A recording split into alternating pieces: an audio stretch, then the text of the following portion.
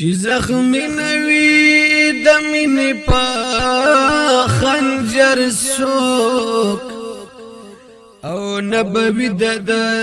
په شان بې هنر څوک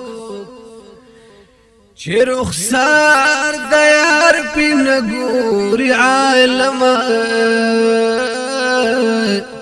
سبکان دی دغا شان بسر سو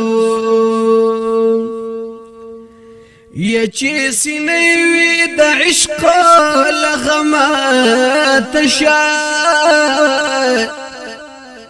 خبوی کورتا نوائی بشر سو یک سفر دے خوب پلوری د دلبر دے یا بیہو د دی پا بلور نکا سفر سو